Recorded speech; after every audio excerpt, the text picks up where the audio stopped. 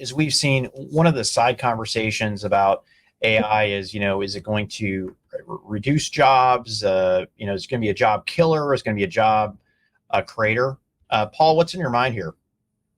Yeah, Goldman Sachs did a pretty good study on this. I mean, everybody's kind of tossing around, what the impact is going to be on job market and companies and everything.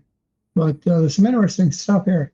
Goldman Sachs is saying that generative AI could increase the global GDP by almost $4 trillion by 2030.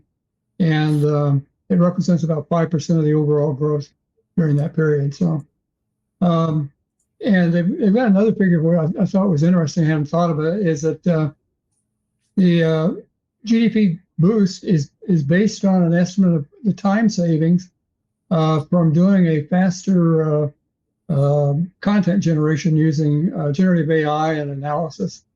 And just take this is for GDP growth. What you guys take a guess on how many hours you think that time savings could reach by say 2030 for our market? I wouldn't even know where to start, Paul. At least one, Paul. Anyway, they said total time savings could reach 100 billion hours by 2030. Oh, yeah. And I think that's a pretty good impact. The biggest economic gains are projected in places probably likely retail, healthcare, education, finance, insurance, and those areas. And those account for about almost $1.5 trillion of the total generative AI impact. So it's going to have a significant impact. And they've also broke it down by region. Of course, U.S. and Western Europe are going to see a big chunk of it. And that was like $1.5 trillion in GDP gains by 2030. But China, not surprisingly, it could be one of the biggest single countries. It's almost $1 trillion impact on their GDP. So. Wow. And China's going after AI like crazy. So, there's so many ways to cut this, right? I mean, in Japan, we're not making enough babies to actually find enough people, at least in the not just in the Western world, just the more highly industrialized countries, United States, Japan. Japan's kind of tip of the spear, and they ironically, unsurprisingly, are leading robotics right into this. There's so many ways. Really nice robots too. Totally, and there's so many different ways to look at this. I remember in the late '80s when desktop publishing software was going to put everybody out of business. Yeah.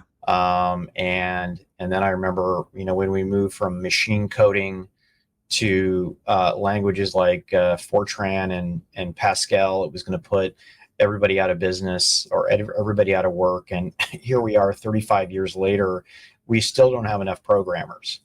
And what we did with creativity is we just made people who weren't as creative more creative. Like I can get on Dolly and put 3 French bulldogs on a show horse, right? And it comes back or I can create a logo, right? And I don't really have a creative bone in my body, which I think is obvious. So it's expanded. It's just made it more pervasive. Like everybody's a content creator now, right? That's one way to look at it. And then the other way could be, what happened in the Midwest when we moved a lot of manufacturing jobs either overseas or to the South, where people lost their jobs. There were no new jobs because there was no business and there was no reskilling. And unsurprisingly, the Midwest in certain cities had the highest level of drug addiction, right? Mm-hmm. Of heroin addiction, right? Mm-hmm.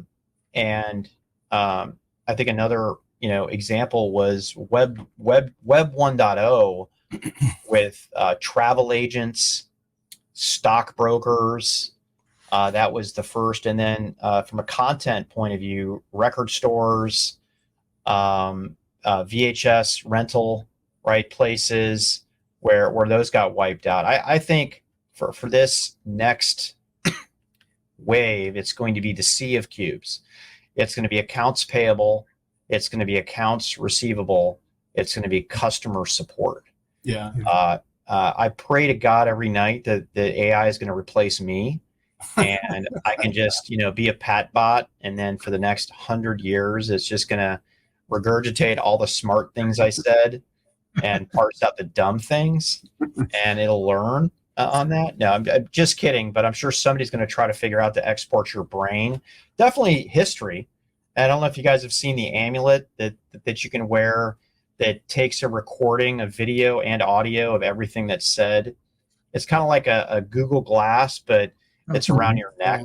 Yeah. By the way, the article that talked about that talked about people punching people in the face if they wear it, if they see them in the bar, kind of like they did with Google Glass. But no, it's something that I'm looking at. And by the way, at More Insights and Strategy, I'm looking at better ways to automate workflow with AI. I'm pretty excited about summarizations right now. Right, take a 100-page white paper and ask it to summarize it for me in 500 words or with bullet points. Or hey, take this PowerPoint and create a Word document, or take this Word document and create a PowerPoint. By the way, that doesn't work yet in any piece of software, but that's being promised right now. Guys, if you use Zoom AI Summary yet, it is freaking magical. I mean, it says every big block of conversation that had it, and then it lists the action items. And I would say it has about a 95% degree of certain. And what did we all used to do when we worked for big companies? There was always a scribe. Who's the scribe for this meeting? Yeah. Right. And then they would put all this stuff, and they would spend like 18 hours doing a summary with action items. They would send it out to people. Yep. I get an email from Zoom in about 5 minutes after the completion. It's not perfect, but you can go in and you can edit it, right? If it's not perfect. So anyways, great examples of that. And again, waiting for the day that I can be replaced by AI and have Pat Bot is going to be a great day.